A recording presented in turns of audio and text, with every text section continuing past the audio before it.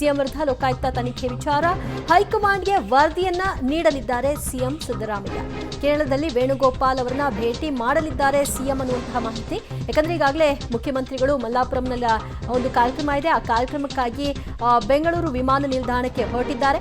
ಕಾರ್ಯಕ್ರಮದ ನಂತರದಲ್ಲಿ ವೇಣುಗೋಪಾಲ್ ಅವರ ಜೊತೆಗೆ ಪ್ರತ್ಯೇಕವಾಗಿ ಈಗ ಜಡ್ಜ್ಮೆಂಟ್ ಏನ್ ಬಂದಿದೆ ಇದರ ವಿಷಯವಾಗಿ ಮಾತನಾಡ್ತಾರೆ ಅಂತ ತಿಳಿದು ಬರ್ತಾ ಇದೆ. HAL ವಿಮಾನ ನಿಲ್ದಾಣಕ್ಕೆ ಈಗ ಮುಖ್ಯಮಂತ್ರಿಗಳು ಹೊರಟಿದ್ದಾರೆ.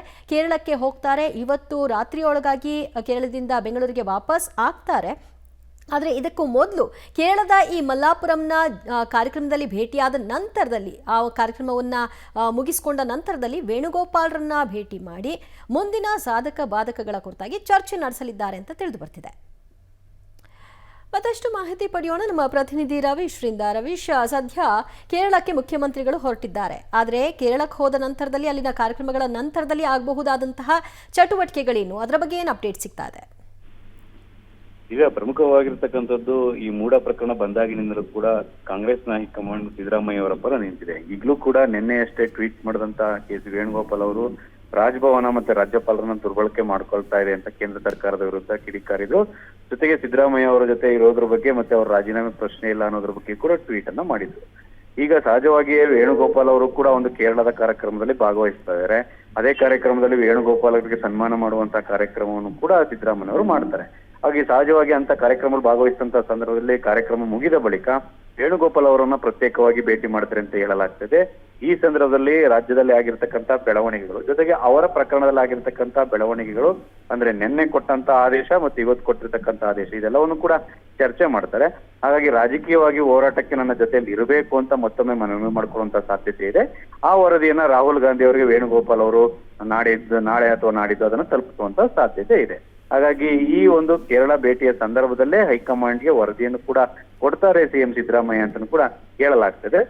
ಕಾನೂನು ಹೋರಾಟವಾಗಿ ಅವರ ವಕೀಲರ ಜೊತೆ ಅವರ ತಂಡದ ಜೊತೆ ಏನೆಲ್ಲ ಚರ್ಚೆ ಮಾಡಬೇಕು ಅದನ್ನ ಸಿದ್ದರಾಮಯ್ಯ ಅವರು ಮಾಡ್ತಾರೆ. ಆದ್ರೆ ರಾಜಕೀಯವಾಗಿರ್ತಕ್ಕಂಥದ್ದು ಬೆಂಬಲ ಮತ್ತೆ ನನ್ನ ಜೊತೆಗೆ ಇರಬೇಕು ಅನ್ನೋದು ಏನಿದೆ ಸಿದ್ದರಾಮಯ್ಯನವ್ರಿಗೆ ಅದನ್ನ ಒತ್ತಿ ಮತ್ತೊಮ್ಮೆ ಒಂದು ಬಾರಿ ಹೇಳುವಂತ ಸಾಧ್ಯತೆಯು ಕೂಡ ಜಾಸ್ತಿ ಇರುತ್ತೆ ಅಂತ ಹೇಳ್ಬೋದು.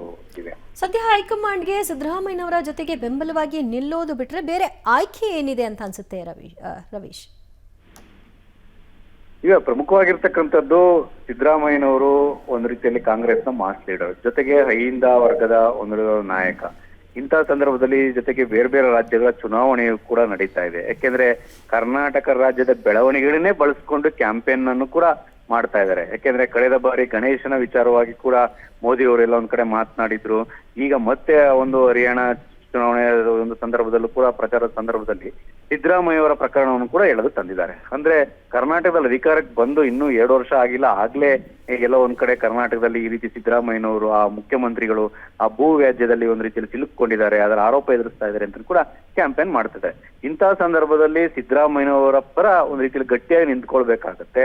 ಹಾಗಾಗಿ ಈಗ ಏನಾದ್ರೂ ಬೇರೆ ರೀತಿಯ ಬದಲಾವಣೆಗಳಾಗಿರ್ಬೋದು ಮತ್ತೆ ಬೇರೆ ಕ್ರಮಗಳಿಗೆ ಏನಾದ್ರೂ ಮುಂದಾದಂತಹ ಸಂದರ್ಭದಲ್ಲಿ ಸಾಕಷ್ಟು ವ್ಯತ್ಯಾಸಗೊಳ್ಳುವಂತ ಸಾಧ್ಯತೆ ಜಾಸ್ತಿ ಇದೆ.